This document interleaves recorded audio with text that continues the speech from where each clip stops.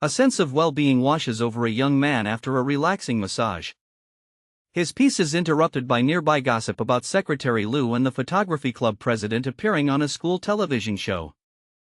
The news sparks immediate concern in a young woman, who worries about the attention he will receive from other girls on the program. Driven by this feeling, she decisively instructs an associate to secure her a guest spot on the show, using the full financial backing of the Longting Group as leverage. Elsewhere, another young woman makes a similar request, calling upon her influential aunt to arrange a place for her on the very same show. When questioned about joining an unknown program, she reveals her true motive: to support her teacher, Mr. Liu, who will also be participating. The favor is granted, though her curiosity about why the powerful head of an entertainment company works as a teacher is met with a cryptic response. On the day of the broadcast, the studio is a flurry of activity, with the crew rushing to prepare the set an hour before the show begins. A contestant named Daquan arrives and is taken aback by the high production value, a stark contrast to the low-budget affair he was expecting. He learns of the show/s sudden good fortune. A last-minute sponsorship from the Longting Group and the unexpected addition of a famous idol have elevated it to a primetime slot.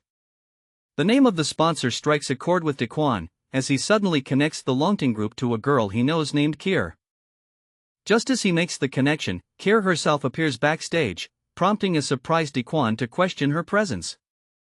She confirms that she is also a contestant, coolly reminding him that with her family sponsoring the event, her qualification is beyond question. A wave of excitement ripples through the staff as the rumored popular idol, Lin Bauer, finally makes her entrance. After acknowledging a fan, Lin Bauer's attention shifts entirely as she spots her teacher, Mr. Liu, and greets him warmly. When questioned about his relationship with the famous idol, Mr. Liu calmly explains that he has been tutoring her part-time.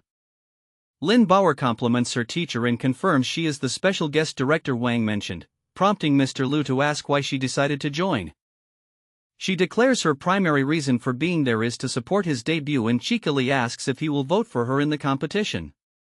Her blatant display of favoritism is cut short by another contestant, who steps forward to challenge the fairness of her actions. The challenger identifies himself as a guest on the show and a fellow university student of her teacher, Mr. Liu. Lin Bauer dismisses his concern, belittling their connection as merely attending the same school. However, the young man reveals a deeper authority, stating that Daquan is his secretary in the student union, and he is the president. A tense silence falls over the television studio stage. Watching from the sidelines, a young woman silently fumes, angered by how the host is treating her teacher and resolving to have him banned. One of the show/s judges publicly calls for a contestant, Liu Daquan, to be removed, citing his past employment at an entertainment club as a reflection of poor values. Another judge concurs, threatening to withdraw from the panel if the young man is allowed to remain in the competition. Under the scrutiny of the judges and audience, Liu Daquan clarifies that he worked at a club focused on stress relief. He explains that a family emergency left them in severe debt, forcing him to take the job to prevent his family from becoming homeless. His explanation is met with scorn from a judge, who dismisses his work as dirty and akin to selling his soul. A fellow student steps forward to defend Daquan, challenging the judge to provide evidence for her slanderous accusations. The defender continues his rebuke, deriding the judges as /nonsense experts and questioning the integrity of the entire show. Rendered speechless by the sharp retort, the judge can only sputter in indignation. Daquan calmly addresses the panel himself, asserting that his work simply involved providing therapeutic massages and never crossed any legal or moral lines. Still skeptical, the judge questions how a simple massage could pay off significant debt, implying he is hiding a darker truth. In a bold move, Daquan proposes a bet: he will perform a massage on her live. If she remains unsatisfied, he will withdraw from the show and accept her judgment. The judge accepts, promising to publicly apologize if satisfied but fully intending to expose what she believes are his lies. She silently congratulates herself, confident she can simply deny any positive effects of the massage and guarantee his public humiliation. His friends watch with concern, warning him that the bet is rigged, as the judge can easily lie to ensure he loses. Daquan reassures them with unwavering confidence, certain that his skills will leave her with no choice but to admit defeat. With the terms set, the judge impatiently signals for him to begin the demonstration. As the massage proceeds, an onlooker questions the plan/S viability, only to be told to wait and see the outcome. After a few moments, Daquan steps back, announcing that he is finished. The judge begins to dismiss his technique as mediocre, but she is cut short by audible gasps from the stunned audience. The crowd murmurs in disbelief at her dramatically rejuvenated appearance, leaving the bewildered judge to demand silence as she notices their stares. Daquan calmly explains that he performed a facial moisture absorption technique, knowing the undeniable visual evidence would make it impossible for her to lie. In a secluded room, a young woman attempts to console Zhong Zhanfeng, who is despondent over his recent public defeat. Their private conversation is abruptly interrupted by the unexpected arrival of an intruder. Startled and defensive, they demand to know who the stranger is and how he gained access to the room. The mysterious man ignores their questions, instead identifying Zhanfeng and a dark, powerful tool in his possession. In a swift, decisive motion, the intruder disarms Zhanfeng, taking the object for himself. The woman watches in shock as the mysterious man/S actions unfold.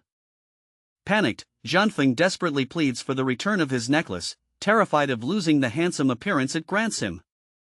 The intruder offers a deal, promising to return the necklace only if Zhanfeng agrees to perform a task for him. Sometime later, the production for the show/S second episode commences on a picturesque island. A photographer captures shots of a female contestant, impressed by her natural talent for posing. Nearby, a contestant named Kir approaches Lu Daquan, asking if he would be willing to do her a favor. She explains that the crew is preparing for beach photos and asks for his opinion on the swimsuit she has chosen for the shoot. He offers a simple, positive assessment, confirming that the outfit suits her well. Feigning insecurity, Kir probes for more reassurance, but their conversation is interrupted by another contestant eager for Mr. Lu/S attention.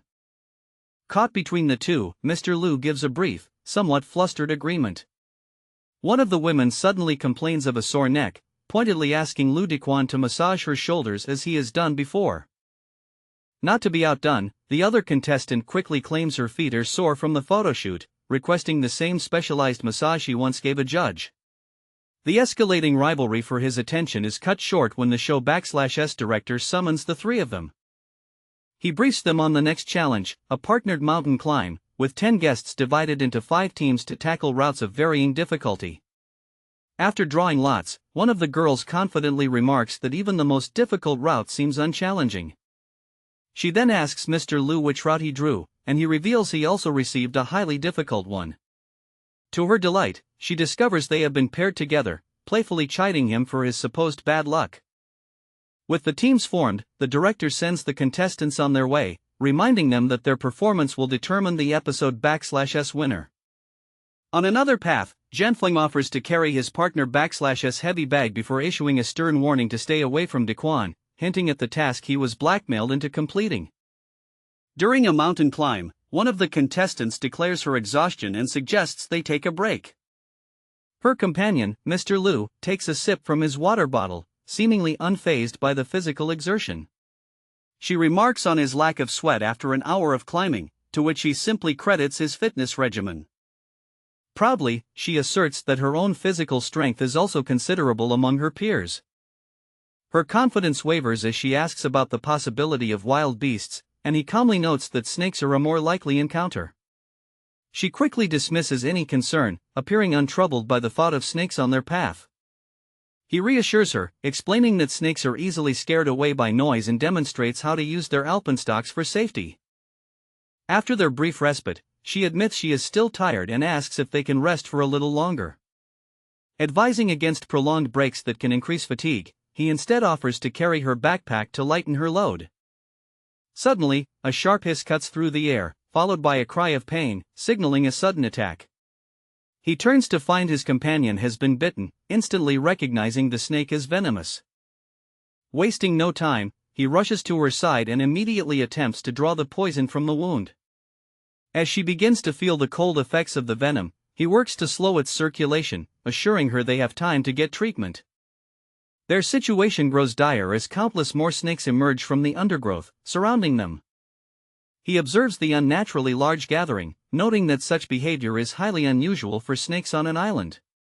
His companion voices a growing suspicion that a malevolent, supernatural force may be orchestrating the attack. A nearby photographer, who had been documenting their climb, finally speaks, revealing his involvement in questioning how they uncovered his identity. Mr. Liu explains his deduction, pointing out that a normal person would have shown concern for the injured, whereas the photographer remained completely indifferent. The man smirks, confirming the suspicion and introducing himself as the snake tamer, one of 4 demonic generals sent to deal with him. Realizing his opponent controls the reptiles, Mr. Liu quickly formulates a plan. Defeating the snake tamer is the only way to make the snakes disperse. With his objective clear, he launches a swift, preemptive attack against the newly revealed enemy. The snake tamer taunts him for his haste, calmly preparing to unleash his true partner, a massive jungle python. Facing a formidable foe, Mr. Liu turns to his injured companion, asking for her unwavering trust as he prepares for a desperate move. On another mountain path, Zhang Zhanfeng watches his climbing partner, silently marveling at her seemingly endless stamina. She suggests they take a break, an offer he curtly accepts, waiting for an opportunity to act on his ulterior motives. While privately seething with malicious intent, he listens as she reasonably suggests they rest for the sake of their accompanying photographer. He reflects on his plan, recalling the love potion a mysterious man gave him, which he intends to use to manipulate the young woman for her wealth. He observes her cautious demeanor, contemplating the best way to get her to ingest the potion without raising her suspicion. An idea strikes him: he will spike his own water bottle, then create a distraction to swap it with hers. Under the guise of a false alarm, he covertly switches the 2 identical bottles of water. She scolds him for the childish prank, and while he feigns an apology, he inwardly smirks, anticipating the moment she drinks from the tainted bottle. His partner silently laments her misfortune at being paired with Zhanfeng, wistfully imagining she were with Dequan instead. Unseen by the woman, a dark creature lurks nearby, a being visible only to those with latent life energy, like Zhanfeng. Her voice cuts through his thoughts as she confronts him, holding up the tampered bottle and demanding an explanation. She dismisses the photographer, intent on dealing with Zhanfeng privately, a move the cameraman notes with detached amusement. The confrontation turns violent as she physically reprimands him for his deceitful actions. She interrogates him, referring to the substance as a /puppet worm/ and demanding to know his connection to the succubus, much to his confusion. Under duress, he confesses that a stranger gave him the potion in exchange for his help in a plot against Lu Dequan. The pieces click into place for her, and she realizes with horror that Dequan and Bauer are in grave danger. Meanwhile, in a dark, wet cavern, Lu Dequan checks on Bauer, who is just regaining consciousness. She learns that a river washed them into the cave, an unfortunate turn of events that providentially saved them from the swarm of snakes. He apologizes for endangering her, but she quickly reassures him, finding comfort in his presence despite their perilous situation. When she attempts to walk, he stops her immediately, reminding her the snake venom is still in her system and he must carry her to prevent it from spreading. He theorizes that the underground river must lead to the sea, offering a sliver of hope for their escape.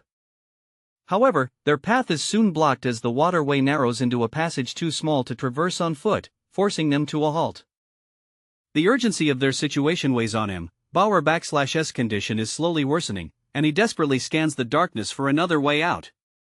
His hope is renewed when he spots a colony of bats, taking their presence as a sure sign of an exit to the surface.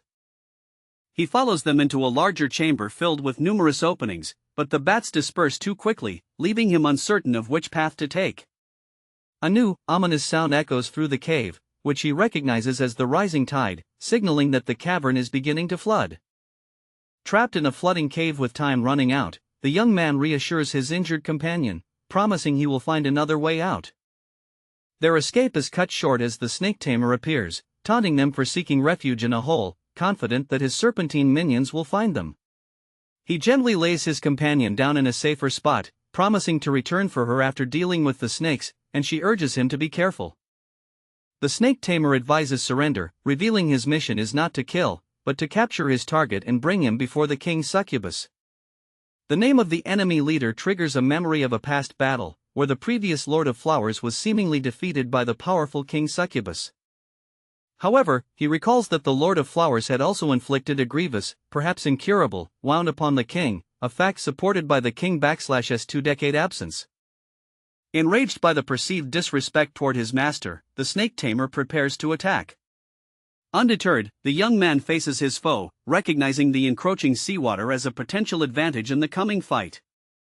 The snake tamer unleashes his ultimate weapon, commanding his massive jungle python to devour his opponent. He dodges the initial assault, realizing his best strategy is to target the master directly rather than waste energy on his summoned creatures. He quickly assesses the python /s immense size and surprising agility, concluding that his standard attacks will be ineffective. As the seawater rushes into the cavern with increasing force, a new plan begins to form in his mind. In a sudden tactical shift, he loudly declares his surrender, hoping to catch his opponent off guard. The snake tamer eyes him with suspicion, questioning the sincerity of such an abrupt and convenient capitulation. The young man offers a logical, albeit false, explanation for his surrender, reasoning that capture is preferable to a futile death. Feigning injury and helplessness, he invites the snake tamer to come forward and bind him, luring his enemy into a vulnerable position. With his opponent now within range, he recognizes the critical moment to spring his trap. He channels the immense power of the pouring seawater, preparing to amplify his ice abilities to a level capable of piercing the python /s formidable defenses. With the full force of the tide at his command, he unleashes a massively strengthened ice bomb directly at his foe.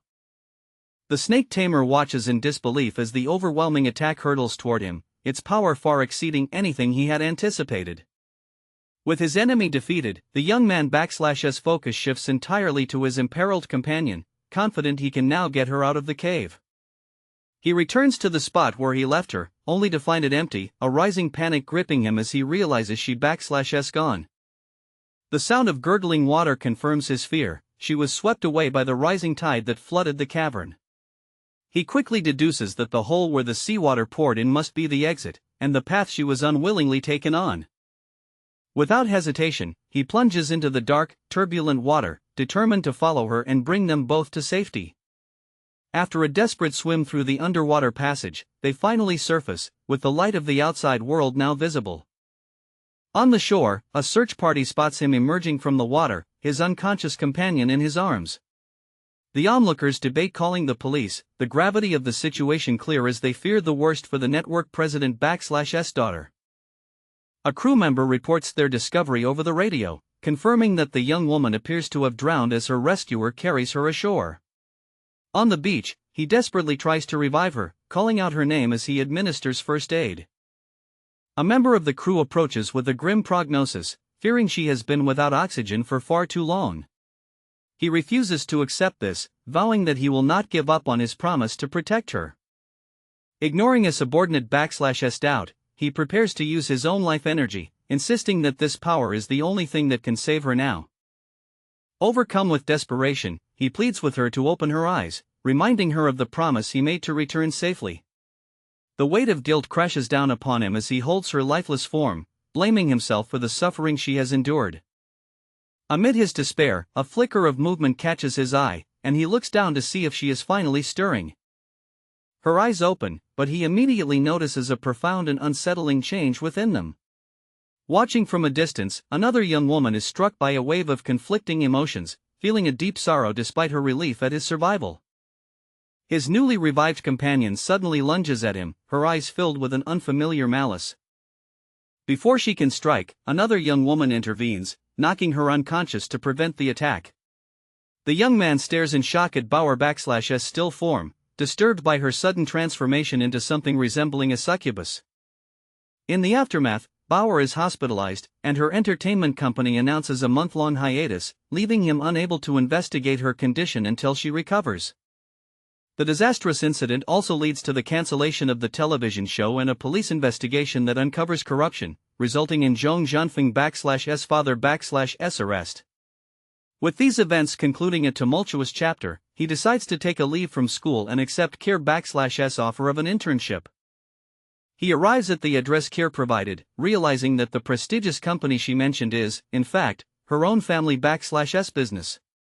The imposing Longting Group building stands before him, a testament to the influence and power of Kir /s family. He finds his way to the designated interview area, the corporate environment a stark contrast to his recent life-or-death struggles. Inside, he observes the large number of highly qualified applicants, all vying for a limited number of positions at the renowned company. Attempting to ease the tension of another nervous applicant, he offers some words of encouragement, assuming they are all there for the same internship. He is corrected by another candidate, who informs him they are not interviewing for an internship, but for the highly coveted position of President/S assistant. The lucrative salary explains the intense competition, and a nearby applicant with a Master/S degree worries that even his qualifications might not be enough. Confused by the discrepancy, he concludes Kier must have given him the wrong time and decides to call her for clarification. Before he can make the call, his name is announced, summoning him into the interview room. He tries to explain the mistake, but the interviewer enthusiastically insists it is fate and urges him to proceed with the interview for the assistant position. He points out his lack of age and experience, feeling wholly unqualified for such a high-level role. The interviewer dismisses his concerns, claiming the company/S president specifically values the energy and passion of young people over formal education. Still hesitant, he admits he has no relevant business knowledge or skills, yet the interviewer counters that he possesses all the necessary qualities. With an almost desperate plea, the interviewer frames the job as a learning opportunity, assures him of a position, and quickly concludes the interview. Leaving the room, he feels a growing sense of unease, as the interviewer/S behavior suggested a desperate need to fill a position that was supposedly highly sought after. Elsewhere, the interviewer argues with the human resources director, protesting being used in a scheme to get Kier/S underqualified boyfriend hired by her father. The director, however, hatches a new plan, deciding to simply fabricate an impressive resume, confident that his own authority and Kier/S influence will prevent any repercussions.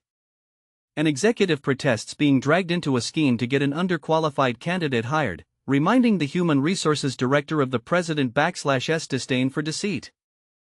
The director dismisses the concern, resolving to fabricate an impressive resume, confident his authority and a young woman named Kier/S influence will prevent any repercussions. In a different office, a high-level executive is informed that yet another assistant candidate is waiting, the ninth one to be presented to her. She laments the incompetence of the previous 8, frustrated that none could properly analyze company documents despite their prestigious educational backgrounds. Her current assistant, Xian, tries to flatter her, prompting the executive to urge Xian to abandon her marriage plans and remain in her fulfilling career. Xian gently declines the proposition, explaining that her personal dreams differ from her boss/S path of becoming a powerful career woman. The executive correctly guesses Xian/S long-held dream of becoming a wife and mother, expressing a mix of bewilderment and reluctant acceptance. With a cynical remark about romance, she instructs Qian to find a competent new assistant before she leaves for an upcoming business trip. Meanwhile, the human resources director completes his work on the falsified resume, satisfied that it appears completely legitimate. Suddenly feeling unwell, he leaves the doctored resume on his desk, intending to deliver it after a quick trip to the restroom. During his brief absence, Chen enters the empty office, hoping to find a suitable candidate for her boss among the day/S applicants. Finding the director/S desk unoccupied, her attention is drawn to the stack of resumes that have been left behind. She picks up the fabricated document at the top of the pile and is astounded by the impossibly impressive qualifications, immediately deciding he is the perfect choice. Later, the general manager, Miss Xia, questions Qian/S choice, noting her strict policy against hiring male assistants, but Qian defends him based on his exceptional resume.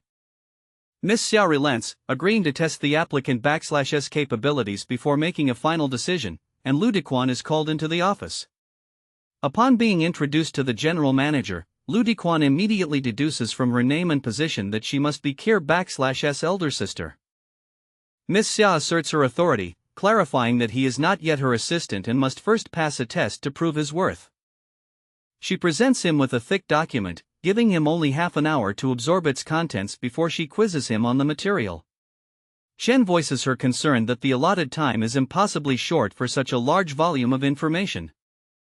Miss Xia coolly counters that if the candidate is as brilliant as his resume suggests, 30 minutes should be more than sufficient.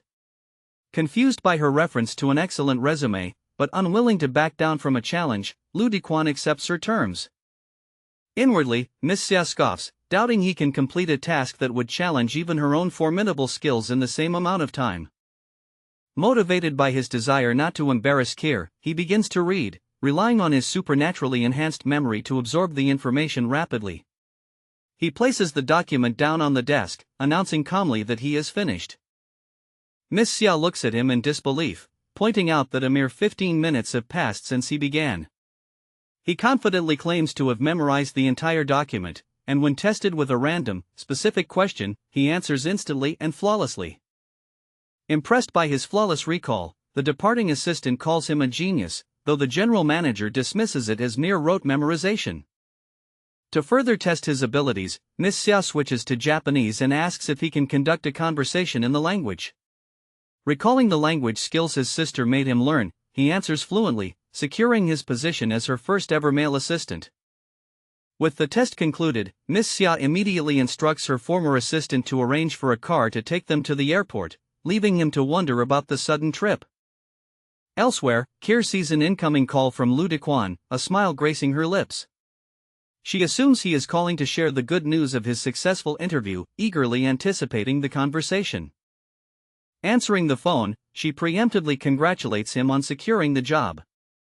He confirms his success but quickly pivots, informing her that he is already on his way to Japan with the general manager and asks her to look after his sister, Lingling.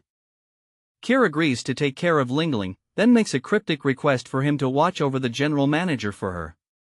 Her request confuses him, as he was hired as the president/S assistant, not the general manager/S, but a flight attendant instructs him to end his call. With the plane about to take off, he hastily ends the conversation, leaving Keir/S questions unanswered. Left in stunned silence, Keir realizes there has been a significant mix-up and furiously tries to call her sister, Xia Bingyan, demanding an explanation. Sometime later, the plane lands in Japan, and the new assistant disembarks with his unexpected employer. At the airport, Miss Xia is greeted warmly by a former college classmate, and they exchange pleasantries about their time in school. She introduces Lu Dequan as her assistant, and he politely greets the woman, who reciprocates the gesture. The friend expresses her surprise, noting Miss Xia/S' well-known aversion to working with men and questioning her decision to hire a male assistant. Overhearing the exchange, Lu Dequan/S' suspicions are confirmed. His improbable hiring was a mistake, leading him to believe his employment will be short-lived. His employment status now uncertain, Lu Dequan overhears a conversation that confirms his hiring was a mistake, and he resigns himself to finding another job upon his return. At a restaurant in Osaka, Miss Xia/S' friend offers them sushi, but the general manager bypasses the pleasantries, getting straight to business about acquiring shares in Sakura Cosmetics. The friend, Ing, confirms her decision, explaining that a capital injection is the only way to save her family/S company from being taken over. She presents their company/S latest high-end skincare product, Sakura Dew Lotion, as proof of their company/S value and potential. Miss Xia is impressed by the product/S quality but notes the massive 23 billion yen development cost, a figure dangerously close to the company/S entire annual turnover. Ing explains that her father invested heavily, hoping the new lotion would elevate Sakura Cosmetics to a first-class company in Japan. Their business discussion is abruptly interrupted by the arrival of Yoshida Kenichi, the imposing leader of the Yoshida Group. Ing rebukes him for his rude intrusion, but he dismisses her complaint with a thin veil of politeness. Dropping the pretense, Yoshida demands to know when her family will repay the money they borrowed, acknowledging the company/S recent troubles. He pressures her for repayment, and upon Miss Xia/S inquiry, Ing reveals the initial loan was 5 billion yen, which has now doubled to 10 billion with interest. Ing questions the exorbitant interest accrued in just 3 months, but Miss Xia steps in, calmly stating she will pay the 10 billion yen debt. She produces a check for the full amount, coolly presenting it to the surprised and slightly irritated Mr. Yoshida. Yoshida questions her right to interfere in Japanese affairs, but she firmly asserts her company/S intention to legally acquire shares in Sakura Cosmetics. Enraged by her defiance, one of Yoshida/S men moves to strike her, but Lu Dequan swiftly intervenes, blocking the blow. Miss Xia watches in surprise as her new assistant, whom she hired by mistake, steps up to protect her from physical harm. Having defended his boss, Lu Dequan swiftly transitions from defense to offense, moving to neutralize the immediate threat. He lands a precise, disabling blow, taking his opponent down with a single, effective strike. The other thugs, shocked by their comrade/S quick defeat, immediately reach for their firearms, escalating the conflict. Unfazed, Lu Dequan holds a chopstick to the first man/S throat, silently challenging the others to test his resolve. His calm, deadly threat hangs in the air, a silent promise of his capability to strike faster than a bullet. Recognizing the gravity of the situation, the group/S leader, Yoshida, quickly changes his tone, offering a hasty apology to de-escalate the conflict. The young man remains firm, ordering them to take the payment and leave immediately. As they prepare to depart, he stops them, demanding they return the IOU for the now settled debt. Defeated, Yoshida begrudgingly hands over the document, officially closing the financial matter between their families. With the transaction complete, Yoshida and his men leave, but not before issuing a veiled threat, promising retribution for the humiliation. Their host warns them about Yoshida/S dangerous reputation, but her concern is quickly assuaged as she misinterprets Lu Dequan/S role as that of a professional bodyguard. Her newfound relief about the rooming situation leaves Lu Dequan confused, unaware of the accommodations issue. She explains that assuming the assistant would be a woman, she only booked a single suite, and the hotel is now fully occupied. Believing him to be a bodyguard, she cheerfully suggests they can share the suite, solving the logistical problem, before bidding them goodnight. Uncomfortable with the misunderstanding, he politely declines the offer, stating his intention to find lodging elsewhere. Miss Xia stops him, pointing out the suite has 2 bedrooms and officially appoints him as her temporary bodyguard, offering to double his salary for the added responsibility. When he tries to argue, she firmly asserts her authority, making it clear that her decision is final. She then offers a quiet, sincere thank you for his earlier intervention, revealing a more humane side that surprises him. Later, in the suite, she expresses discomfort over there being only 1 bathroom, but he reassures her of her privacy. While she doubts he would dare to intrude, she still finds the shared arrangement unsettling, deciding to tolerate it for the time being. Alone in his room, he examines a complex remote control, curious about its many functions. He cycles through the settings, activating a cinema mode and then a music mode, impressed by the high-tech features. Marveling at the sound emanating from the walls, his curiosity gets the better of him, and he presses the button for /couple mode /. To his horror, the wall separating his room from Miss Xia/S slides open, revealing her just as she is stepping out of the bath. He frantically apologizes, averting his eyes and insisting he saw nothing, his accidental intrusion creating an intensely awkward moment. He realizes with a start that the high-tech wall is one-way glass, designed more for voyeurism than for couples, narrowly avoiding a deeply compromising situation. His relief is shattered by the sound of glass breaking, signaling a new and immediate danger from outside the suite. He rushes to check on Miss Xia, his concern for her safety overriding the earlier awkwardness. He finds the bathroom window shattered and quickly moves to shield her, confirming the attack came from outside. After the incident, the police arrive but classify the event as a minor public security case, much to the frustration of the victims. An officer explains that since only a window was broken, it doesn't/T meet the criteria for a criminal case, even as they voiced their suspicion of Yoshida/S involvement. Acknowledging the Yoshida Group/S reputation, the police promise to prioritize the investigation but admit they cannot act without concrete evidence, advising caution. After the police leave, their host expresses her distrust in law enforcement and suggests they immediately change hotels for their safety. Miss Xia disagrees, arguing it would be more dangerous to leave, and Lu Dequan volunteers to stand guard outside her door for the night. Too unsettled to sleep, she declines his offer and instead invites him to join her for a drink, seeking conversation to ease her mind. The conversation eventually turns to his improbable hiring, and she vents her frustration at her sister/S meddling. He defends Kir/S intentions and offers to forego his salary, but Miss Xia questions his willingness to give up such a high-paying position. He humbly states that given his actual qualifications, he never deserved the salary in the first place, thus he has nothing to lose. She counters his point, reminding him that he legitimately passed her rigorous interview, and to deny his qualification would be to question her judgment. Offering a compromise, she agrees to reconsider the matter if his performance during the trip proves satisfactory, and he confidently offers a shoulder massage as a show of his skills. He explains that the skill is a specialty he developed during his time at a massage parlor, a fact that piques her interest. Intrigued by his confidence and perhaps seeking a way to relieve her stress, she agrees to let him try.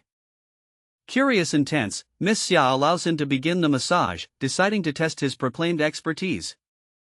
As he works, a pleasant, numbing sensation spreads through her, and she finds her body relaxing under his skilled touch. He asks if the pressure is adequate, and she trusts his judgment, allowing him to continue as he sees fit. The tingling sensation intensifies, bringing with it a profound sense of relaxation that borders on overwhelming. She quickly succumbs to the therapeutic effects of the massage, drifting into a deep and much-needed sleep. The next morning, she awakens with a start, unsettled by the fact she fell asleep so trustingly in front of a man she barely knows. He greets her cheerfully, and she acknowledges that she finally understands her sister's high praise of his abilities. Later, in a car, their host apologizes for the previous night ordeal and offers them sanctuary in her family home, a place even the Yoshida group wouldn't dare to trespass. Their journey is abruptly halted as the car screeches to a stop, confronted by an unexpected obstacle in the road. Miss Xia looks out the window, trying to understand the cause of the sudden commotion. A group of hostile men surrounds their vehicle, accusing them of hitting someone and aggressively demanding they get out of the car. Lu Dequan prepares to exit the car and handle the situation, but his boss quickly intervenes. Fearing for his safety against the large group, she insists on calling the police instead, but one of the thugs shatters the window before she can. Despite her frantic orders to stay inside, he ignores her pleas and steps out to face the aggressors. The leader of the group recognizes him from the previous night altercation, confirming this is a planned retaliation. Identifying himself as the Wolf of Kansai the man makes it clear he intends to make Lu Dequan pay for his defiance. Elsewhere, a businessman named Urahara complains to Yoshida that the deal to acquire Sakura Cosmetics has failed, but Yoshida reassures him that the situation is being handled. Just then, Yoshida receives a call from Okayama, the Wolf of Kansai and he answers, confident that his problem has been solved. Expecting a report of success, Yoshida is met with silence on the other end of the line. His confidence turns to anger as he demands to know if his subordinate has failed, questioning why the overwhelming numbers weren't T enough. The Wolf of Kansai reports his utter defeat, admitting that the Chinese man single-handedly incapacitated him and all 50 of his men. As Yoshida fumes, his business partner suggests a change in strategy, proposing they use cunning tactics instead of brute force. Safely arrived at their host /S villa, the group begins to decompress from the violent encounter. Their host, Ing, privately tells Lu Dequan that Miss Xia was deeply worried about him, contrary to her cold exterior. Miss Xia overhears and vehemently denies any concern, threatening to fire him for insubordination upon their return. Ing playfully offers to hire Lu Dequan herself, expressing her admiration for his martial arts prowess. Visibly irritated by the suggestion, Miss Xia storms off, telling Ing to keep him if she wants him. Ing observes her friend /S reaction, correctly interpreting her anger as a sign of deeper feelings for her new assistant. She continues to tease him, noting that while she would gladly hire him, it seems Miss Xia is unwilling to let him go. Later, a servant shows them to their respective rooms, ensuring all their needs are met in the well-appointed villa. Alone with her assistant, Miss Xia thoughts return to their recent troubles, her mind racing. She voices her confusion over the Yoshida group true motives, wondering why they seemed disappointed to receive their money. He suggests their real goal was never the money, but to take over Sakura Cosmetics itself, a theory she initially dismisses due to the public aversion to the underworld. He counters that Yoshida would likely use a partner as a legitimate front, thus hiding the gang involvement from the public. The pieces click into place for her, and she realizes the promising new lotion is the prize Yoshida and his mysterious partner are after. With the threat now clear, she takes decisive action, ordering an immediate ramp-up of production and a massive, star-studded advertising campaign. She vows to saturate every corner of Japan with advertisements for Sakura Dew lotion within a month, seizing control of the narrative. 3 days later, the consequences of the enemy/S new tactics begin to manifest at a Sakura Cosmetics retail store.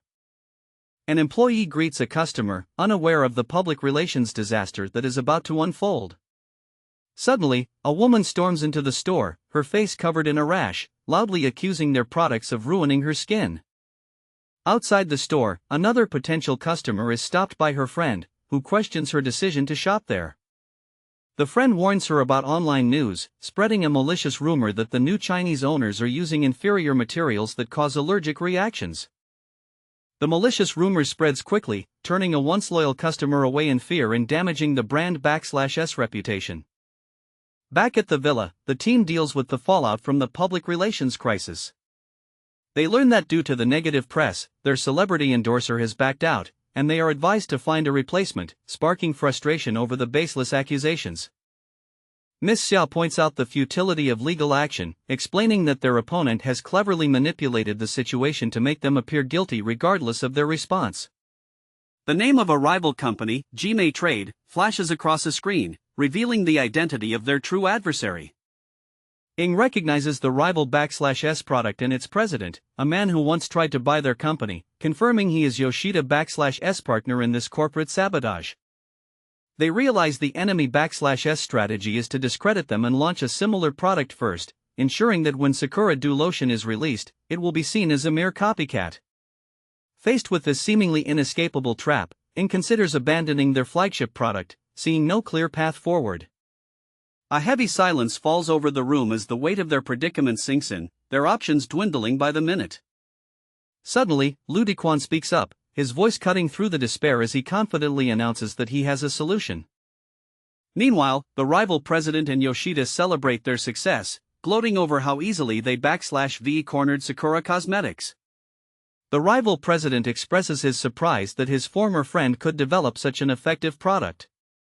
He reveals his knockoff product was based on a discarded formula, thanking a mysterious third party for providing the crucial information. His attention then turns back to the present, and he asks Yoshida for an update on the Zangansi family/S current situation. The next morning, a plan is put into motion, the details of which were decided the previous day. Miss Xia, her hope rekindled, asks Lu Dequan if his plan can truly work. He explains that their primary challenge is rebuilding public trust, a difficult task for any brand that has been publicly maligned. He turns to Ing, stating that his plan requires her direct assistance, and she readily agrees to help. He reveals his strategy: he will work undercover as a beauty consultant in one of their stores, promising to restore the public/S confidence within a single week. In a cosmetics store, Lu Dequan approaches a woman with visible skin blemishes, politely asking for a moment of her time. Despondent after years of failed treatments, she dismisses his offer, having resigned herself to her appearance and given up on finding a cure. He gently urges her to give herself one last chance, his sincere tone persuading her to trust him. Explaining that a facial massage will maximize the product/S effectiveness, he begins the treatment, and she reluctantly agrees. As he applies the Sakura Dew lotion, the woman is immediately struck by its pleasant and soothing sensation on her skin. The relaxing massage and the lotion/S effects lull her into a dreamlike state, and she momentarily loses track of her surroundings. In her blissful days, she mistakes the experience for a heavenly one, content to remain in this state of comfort forever. After some time, he announces that the treatment is complete and encourages her to look at the results. Impressed more by the massage than the product, she offers to pay for another session, but he redirects her attention to the mirror. She stares at her reflection in utter disbelief, her freckles and blemishes having completely vanished. Overjoyed with the miraculous results, she immediately insists on buying the product, regardless of the cost. He politely informs her that the product is not yet for sale, building anticipation by directing her to follow the company for news of its official launch. Meanwhile, at an airport, Miss Xia confronts her sister Kier, questioning why her assistant would be leaving before his work in Japan is finished. Kier dismisses her concern, suggesting she hire a female assistant instead, but Miss Xia defends Lu Dequan /S qualifications, praising his talent. The argument escalates as Kier reveals Lu Dequan was intended for their father, not her, a detail Ms. Xia retorts should have been specified. Their dispute is interrupted by an urgent phone call, informing one of them that a crowd has surrounded one of their stores. Hearing that the store is surrounded, Ms. Xia immediately fears retaliation from the Yoshida group and urges Ing to get them there at once. In the car, Ms. Xia makes a deal with Kier, promising she can take Lu Dequan home if he emerges from this situation unharmed. Kier confidently reassures her sister, expressing unwavering faith in Lu Dequan/'s ability to handle himself against any threat. Upon arriving at the scene, they are met not with violence, but with a massive police presence, causing Ms. Xia to fear the worst has already happened. She rushes through the crowd, finding Lu Dequan unharmed and anxiously asking if he was hurt by gangsters. He appears completely calm, surrounded not by thugs, but by an enormous crowd of eager customers. He explains that the police are only there for crowd control, as the overwhelming demand has created a public order issue. The store manager expresses her astonishment at the unprecedented turnout, which Lu Dequan attributes to his unique promotional method of offering a free massage with each product demonstration. The idea that a simple massage could generate such a frenzy leaves the manager utterly bewildered. Kier proudly clarifies that his massage is no ordinary service, hailing it as the best in the world. To prove her point, she shows them a video of his televised demonstration, leaving no doubt about his extraordinary abilities. As they watch the video, the others are stunned to see a middle-aged woman/'s appearance dramatically rejuvenated in mere moments. They marvel at the result, noting that the woman/'s skin now looks smoother and more tender than that of someone decades younger. Lu Dequan humbly brushes off their astonishment, jokingly attributing his incredible skill to a secret family craft. With the immediate crisis averted, the conversation shifts, and he curiously asks Kier why she has come to Japan. Remembering her earlier promise, Ms. Xia falls silent as Kier claims to be on vacation and asks to stay at Ing/'s house. Kier then tells her sister that since she needs him more, she can /borrow/him for now, turning her earlier demand into a temporary loan. Inwardly, Ms. Xia smirks at her sister/'s naivety, silently acknowledging that in the world of business, what is borrowed is not always returned. After a long and successful day, Lu Dequan relaxes with a hot shower, washing away the fatigue. He opens the bathroom door to let Kier know it/s free, narrowly avoiding an awkward encounter as he/s already dressed. Instead of Kier, he finds her older sister, Ms. Xia, waiting for him, her expression unreadable. She says nothing, simply gesturing for him to follow her, a silent command he feels compelled to obey. In another room, Kier is on the phone with her father, reassuring him that she will have her sister call him back soon. Hanging up, she grumbles about her sister/'s forgetfulness and the task of being a go-between before setting off to find her. She finds their host, Ing, standing hesitantly outside her sister/'s room with a blanket in hand. Ing shushes her, indicating that something is happening inside the room, and Kier/'s curiosity is piqued. From within, they hear Ms. Xia/'s voice, moaning in pleasure and urging someone to continue with more force. Kier, unfazed, dismisses Ing/'s embarrassment, chalking it up to the passions of youth.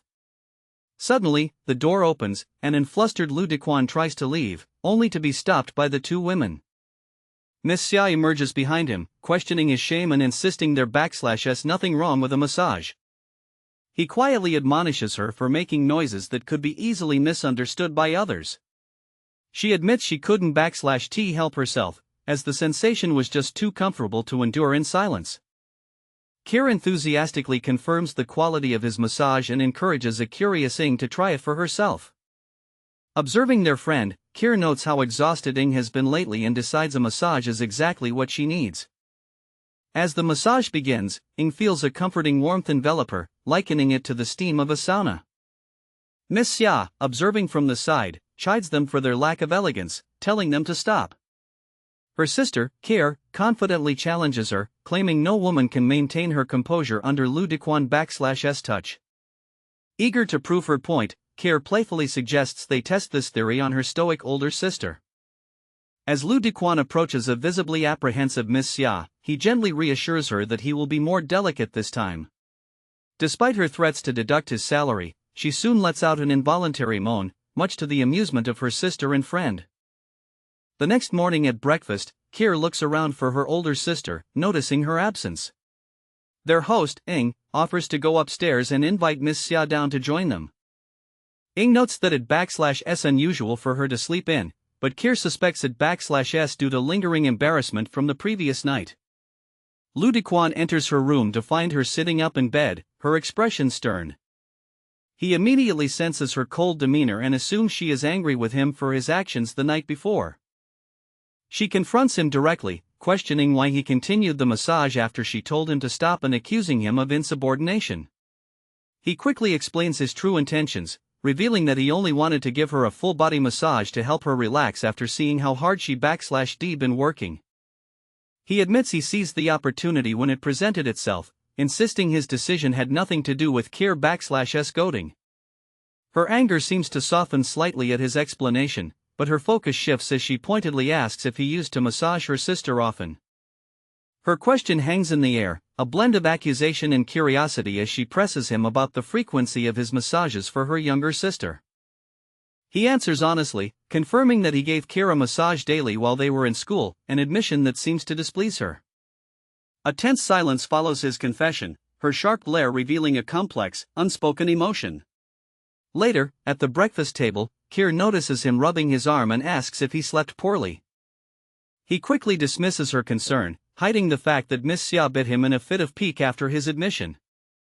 He inwardly puzzles over her volatile mood, baffled by how quickly her satisfaction turned to anger. Their host, Ing, interrupts his thoughts with good news, showing him that the product trial has become a viral sensation online. Given the promotion/S success, she suggests they continue the in-store trial for another day. Kir objects, arguing that since the strategy is working, they no longer need to risk his safety in public. However, Miss Xia astutely points out that the public/S excitement is for his miraculous massage, not the lotion itself. She warns of the dangerous precedent they are setting, questioning the consequences of creating a false expectation that the lotion alone can restore youth. The grim realization dawns on them: when the product officially launches, customers will feel deceived, accusing them of false advertising. Lu Dequan feels a pang of guilt, recognizing that his well-intentioned plan has inadvertently created a much larger problem. A familiar voice in his mind offers a solution, reminding him that his life energy can imbue the lotion with the very magical properties they need. With this new understanding, he realizes their task is not to temper expectations, but to elevate the product to meet them. He turns to Miss Xia and makes a bold claim, stating that he can make the lotion genuinely restore skin to a youthful state. Stunned by his declaration, she slams her hands on the table, demanding to know if he is being serious. He confidently affirms his ability, stating he can produce 50 bottles of the enhanced lotion, a number he hopes will be sufficient.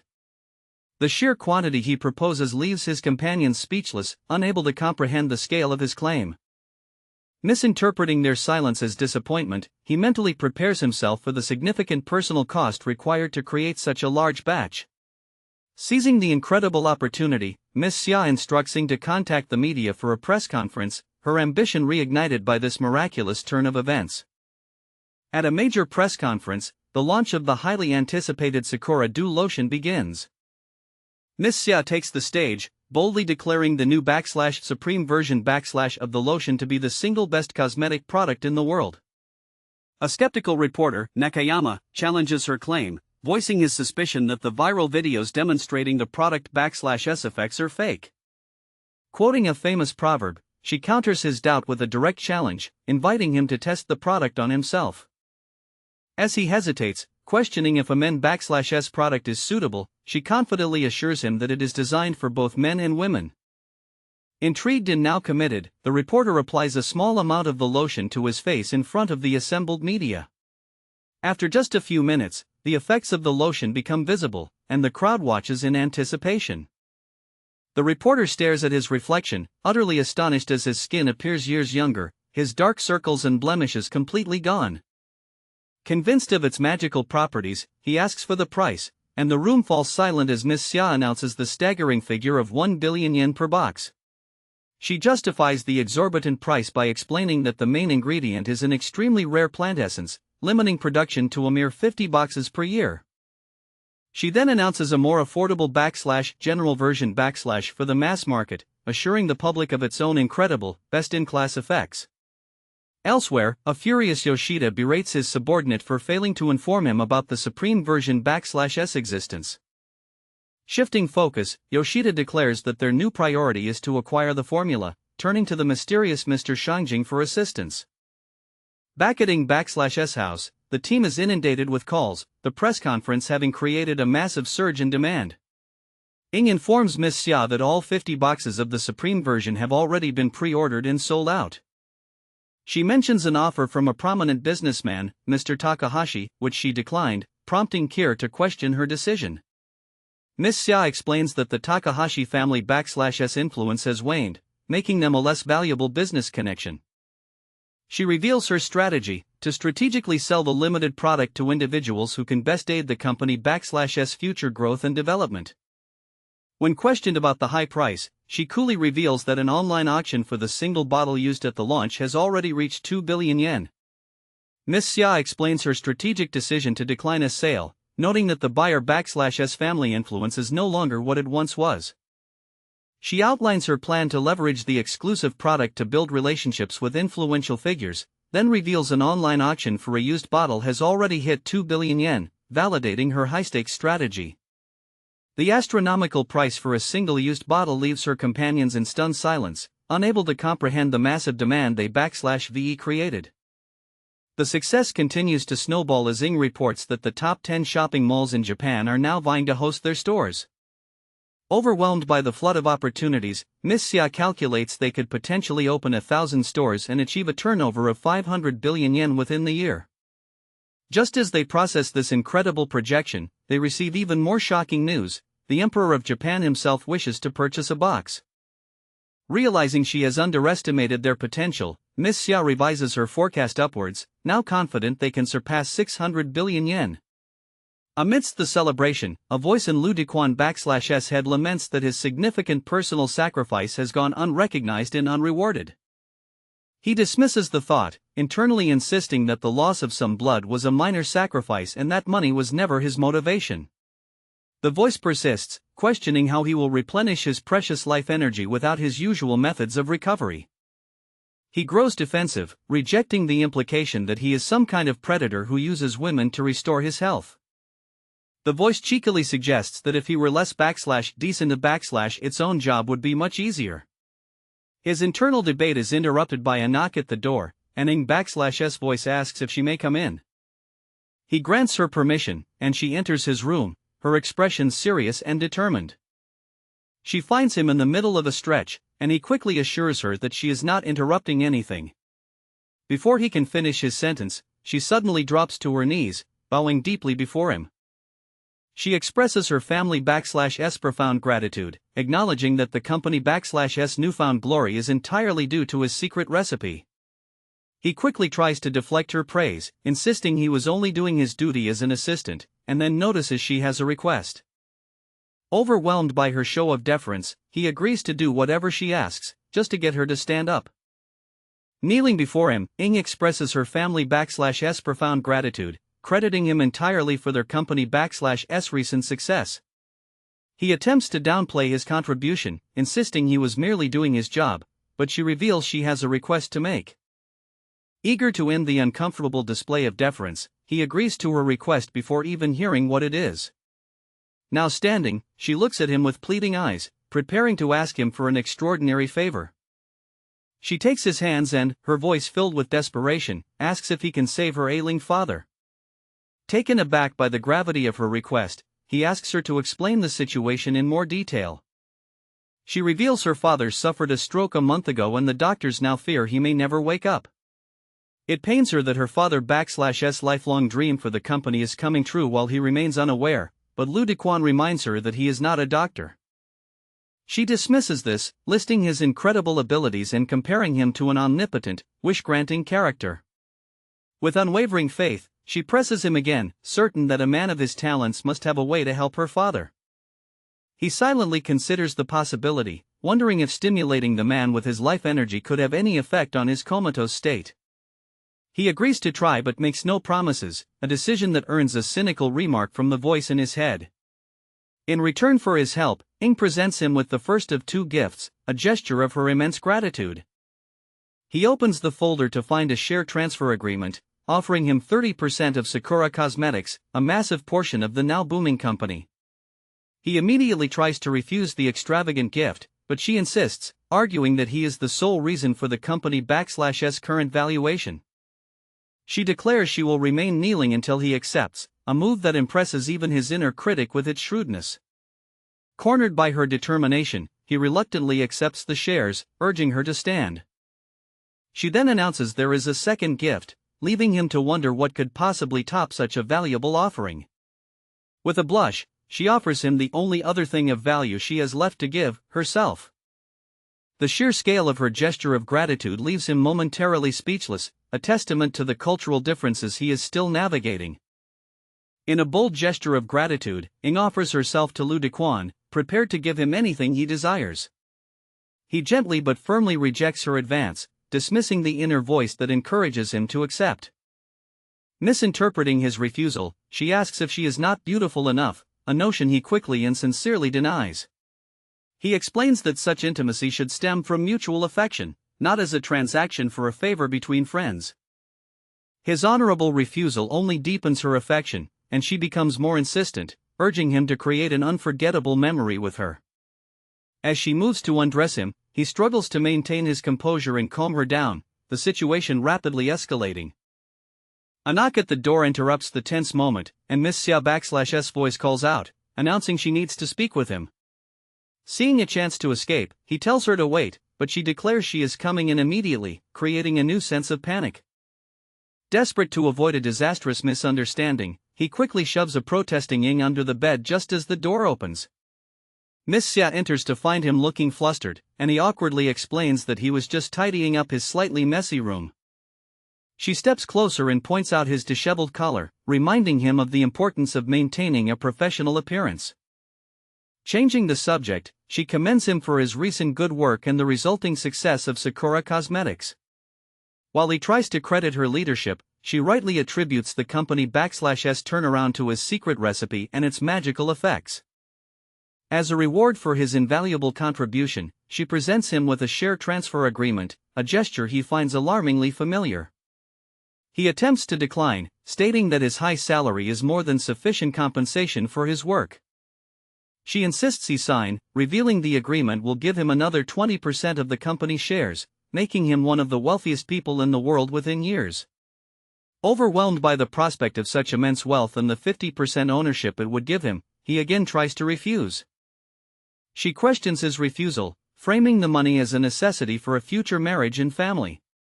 He casually remarks that he doesn't/t need that much money as he isn't/t planning on marrying a princess, a comment that causes her to drop the pen in her hand.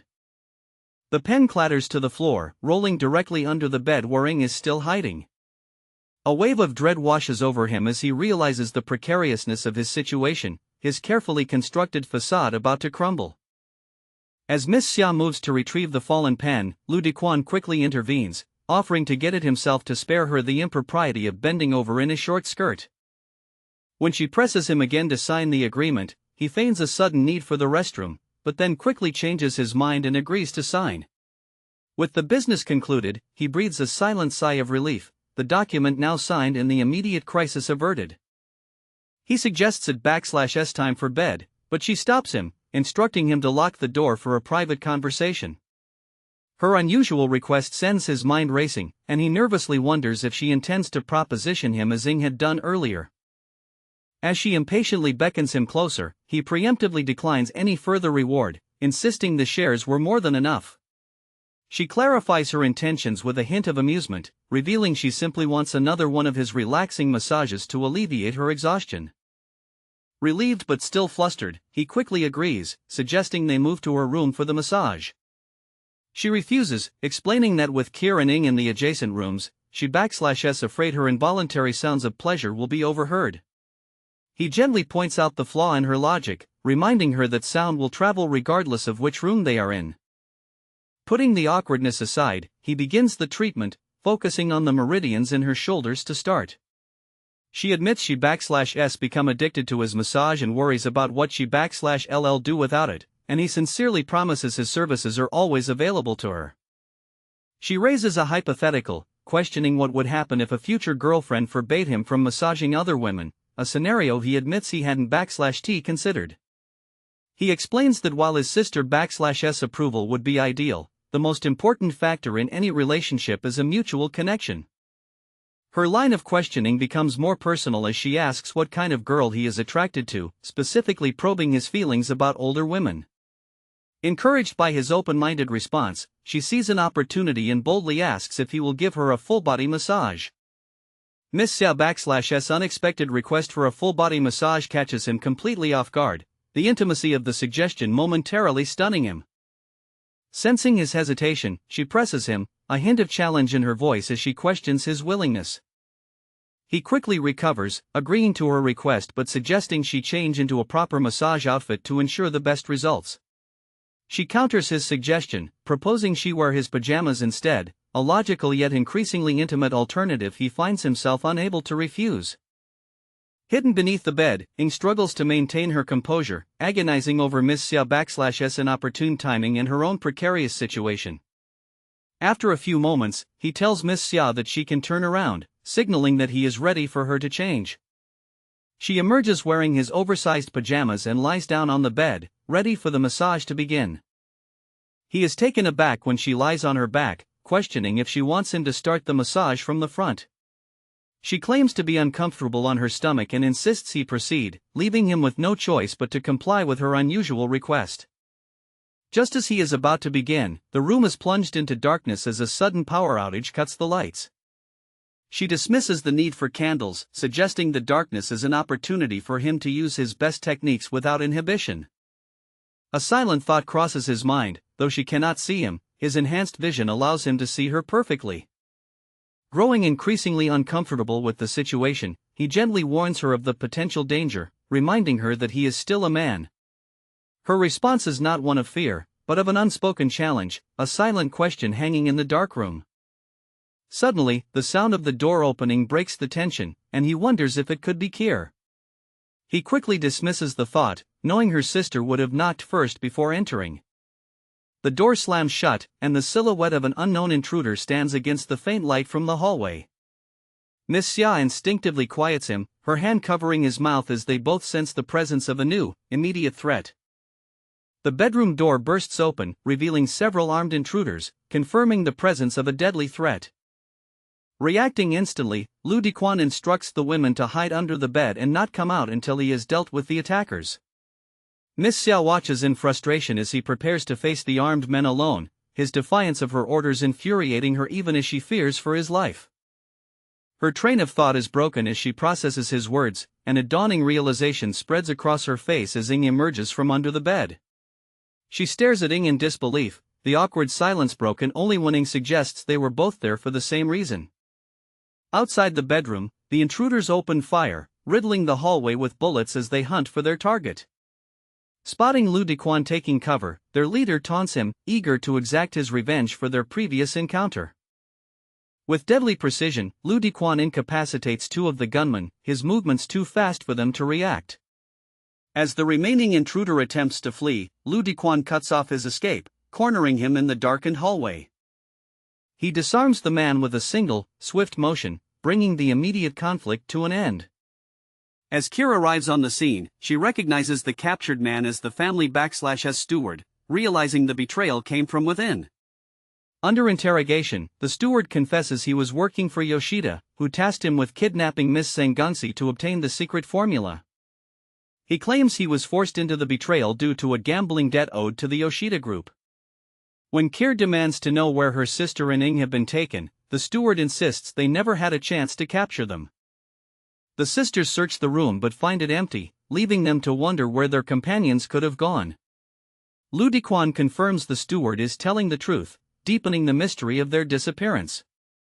Just then, Miss Xia and Ing appear, and Kier rushes to them, explaining the attack and the steward/S betrayal.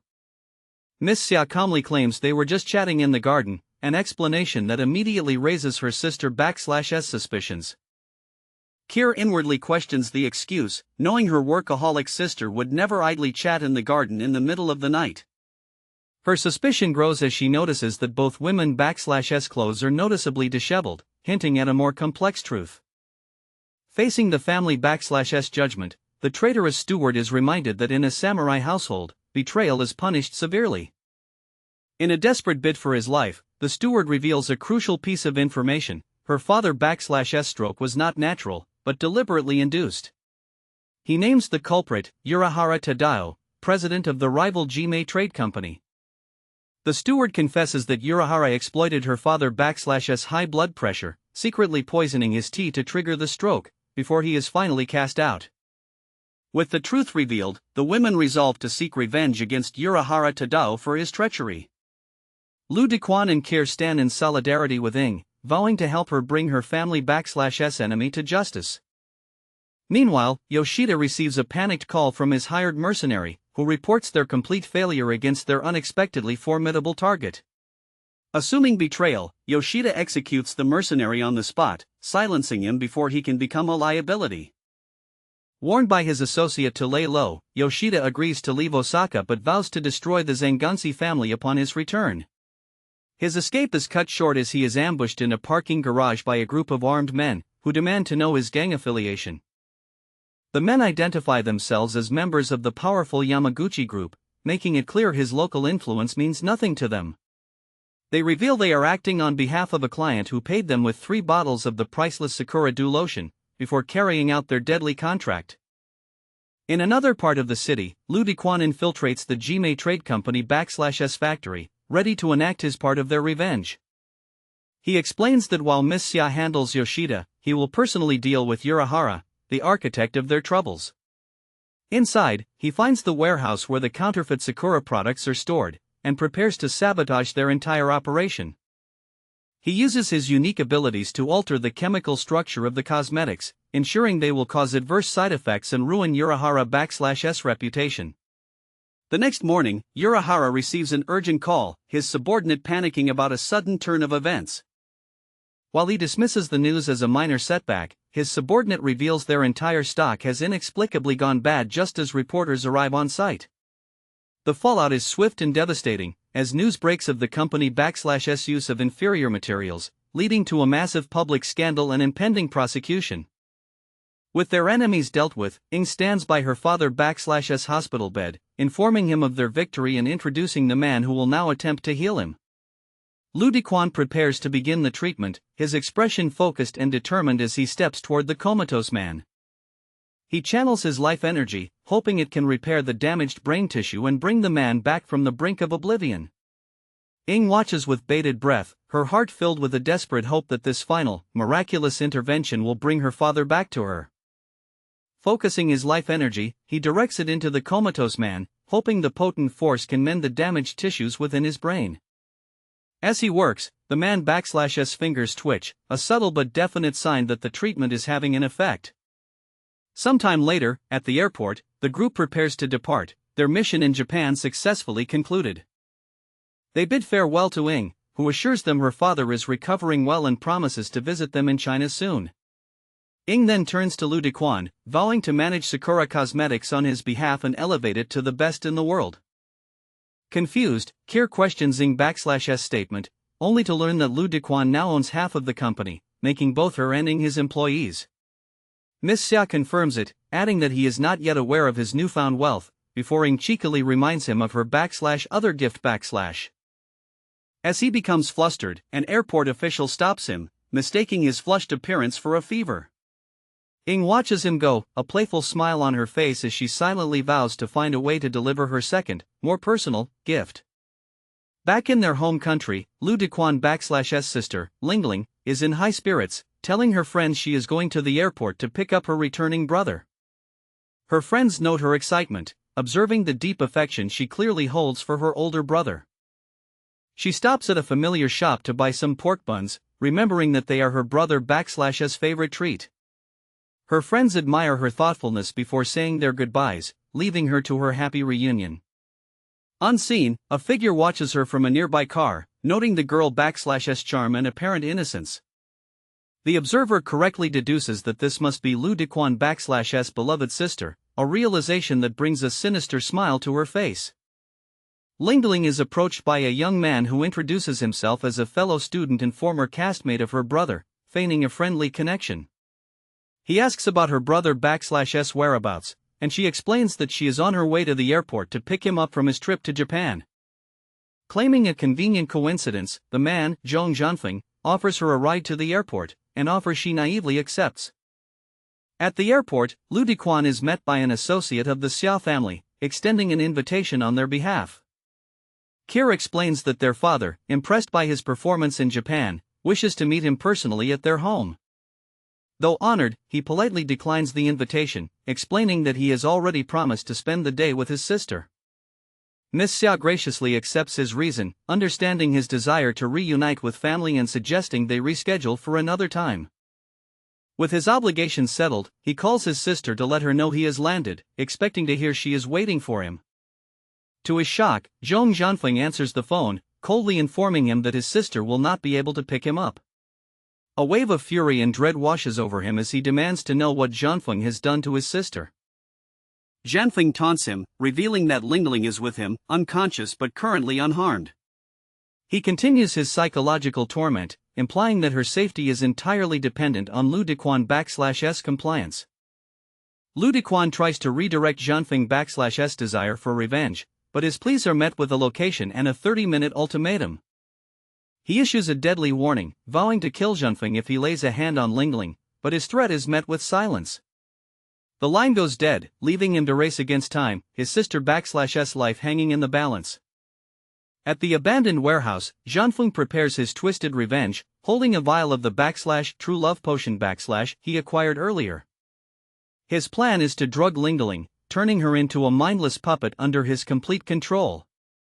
He will then arm her with a dagger and command her to kill her own brother upon his arrival. He savors the poetic cruelty of his plan, forcing Lu Dequan to be killed by the very person he is trying to save. His monologue is interrupted by a sound from the doorway, and he turns to see who has arrived. A woman stands there, calmly identifying herself as a teacher, a response that earns her a dismissive slap. Zhanfeng/'s accomplice questions her presence, belittling her profession and demanding to know what she is doing there. She explains that her student has been kidnapped, and as a teacher, she cannot stand by and do nothing, politely asking them to release the girl. Her calm demeanor enrages Zhanfeng, who takes it as a sign of disrespect and moves to attack her. Before he can land a blow, she incapacitates him with a single, precise strike, revealing a level of skill he never anticipated. Racing to the warehouse, Lu Dequan is flagged down by a traffic cop for not wearing a helmet. Another motorcyclist scoffs at the officer, declaring a helmet would ruin his perfectly styled hair. Dismissing the law as an affront to his handsome image, the biker revs his engine, ready to speed away. As Lu Dequan weaves past, the biker becomes enraged, seeing the maneuver as a personal challenge. Taking pride in his reputation as a long-haired knight he refuses to be outpaced by a simple bicycle. He easily overtakes Lu Dequan, mocking the boy/'s naivety for daring to race against him. His victory is short-lived as Lu Dequan, with a burst of impossible speed, flies past him, leaving him in the dust. The biker slams on his brakes, narrowly avoiding a crash as he tries to process what just happened. He watches in stunned disbelief as the bicycle disappears into the distance, its speed defying all logic. Alone on the road, he stares into the night, unable to even see the bicycle/'s taillight, questioning the reality of what he just witnessed.